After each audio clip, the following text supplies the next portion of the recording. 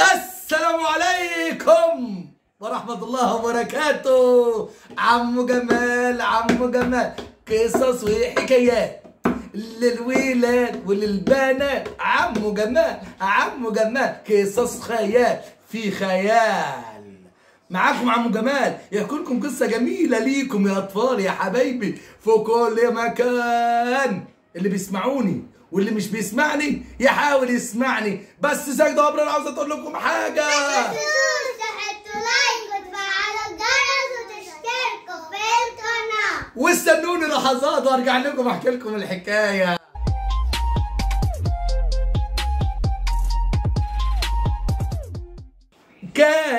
رجعت لكم تاني.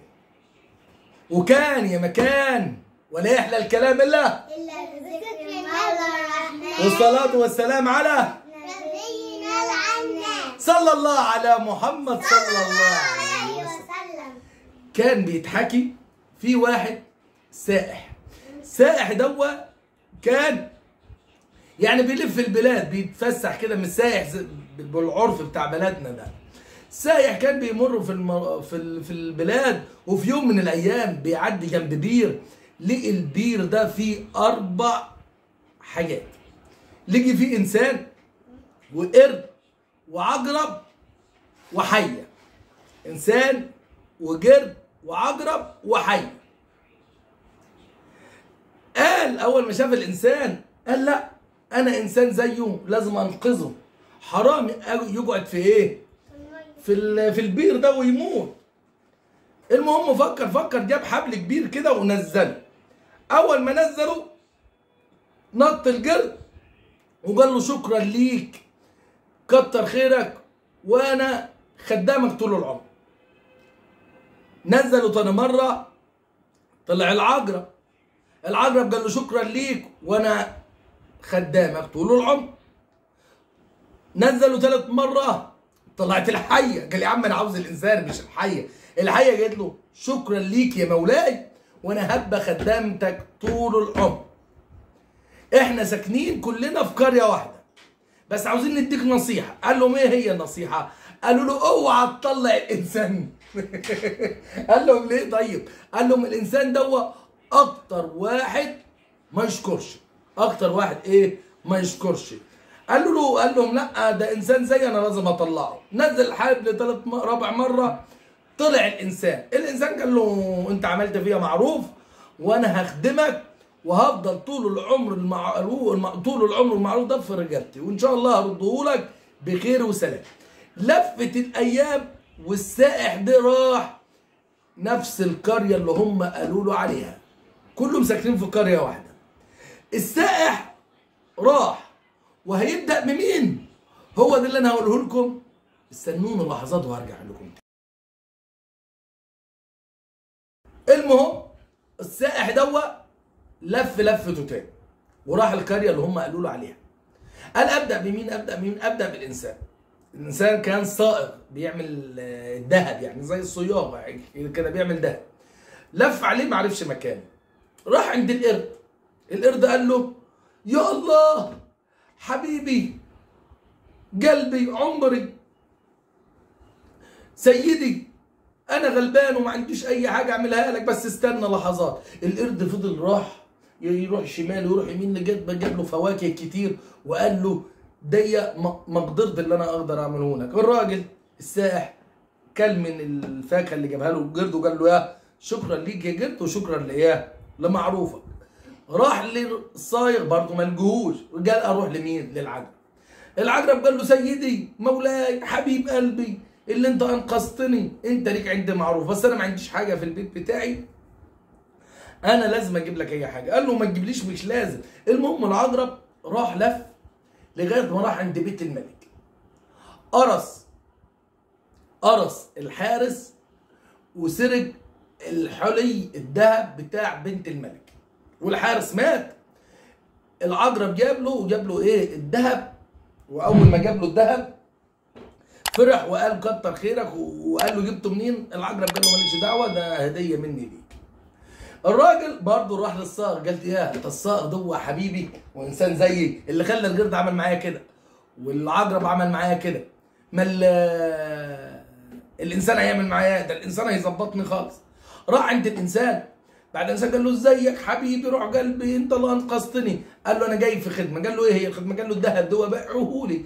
قال له انا الصائغ وابيعه لك. الصائغ بص للذهب، عرف ان الذهب ده بتاع بنت مين؟ بنت الملك. وعرف ان الحارس بتاع الذهب ده مات من يومين ثلاثه. بعد ما فكر قال ايه؟ قال ده هو اللي قتل الحارس وخد ايه؟ وخد الذهب. قال له استنى هنا يا صديقي يا سائح، من لما راح اجيب لك اكل معتبر كباب وكفته وظبطك انا اعمل لك احلى شغل. الراجل قال له طب تمام انا مستنيك. راح الصائغ لمين؟ للملك، وقال له يا مولاي الملك عاوز تعرف مين اللي قتل الحارس بتاعك وسرق الذهب بتاع بنتك؟ قال له مين؟ قال له واحد عندي وانا مخليه قاعد. تعالى يا مولاي خده. الملك بعد معاه الحراس ومسكوا على ايه؟ مسكوا السائح. السائح هو ماشي بيقول ايه؟ القرد والعقرب والحيه قالوا للانسان قليل الشكر. الانسان القرد والعقرب والحيه قالوا للانسان قليل الشكر. وانا يا ريتني كنت سمعت كلامهم، يا ريتني كنت سمعت كلامهم. فاثناء الكلام ده سمعت صوته الحيه. الحيه سمعت صوته وعرفته، طلعت رقبتها كده من الجحر بتاعها وعرفت ان الراجل ده هو ايه؟ السائح اللي ايه؟ اللي انقذها. قالت لا ده انا لازم ايه؟ انقذه ولازم ايه؟ اعرف حكايته. راحت الحيه عملت حاجه غريبه. راحت عند الجنيه من الجن، قالت لها الجنيه كذا كذا كذا كذا كذا كذا كذا كذا. قالت له لو هو بريء ربنا هيطلع براءته. تمام؟ الحيه فكرت في فكره. ايه هي الفكره يا ولاد؟ تخيل. هي قولوا. تعمل ايه الحيه؟ تعمل ايه الحيه؟ تسأل كل القرد. طيب اقول لكم. الحيه قالت اقرص ابن الملك، وبعد ما اقرص ابن الملك اروح للسائح اقول له انت لازم تديله علاج كذا وكذا وكذا وكذا. تمام؟ واروح للجنيه خليها تظبط الدنيا. المهم راح قرصت ابن الملك. ابن الملك اغمى عليه، وراحت للسائح قالت له انا قرصته وهم هيجوا لك وهيقولوا لك تعالى عالج ابني بالرقيه، وانت اديهم مش رقيه اديهم علاج. قال لها طب حاضر ماشي انا 100 100 يا حيه. الحيه راحت للجنيه قالت لها يا جنيه اتحولي لانسانه وروح قولي للملك ان علاج ابنك عند السائح اللي محبوس ظلم ومحدش هيشفيه الا السائح دوت. طبعا الجنيه اتحولت لبنت جميله وراحت للملك وقالت له ابنك عاوز يترقي واللي يرقيه واحد محبوس عندك سائح يعني مش من بلدنا، محبوس انت حبسه ظلم بتهمه سرقه الذهب. قال لها بس ده سرقه الذهب. قالت له لا يا مولاي ده هو ايه؟ ما سرقه الذهب بس روح يرقي ابنك، الحق ابنك من الموت. قال حاضر.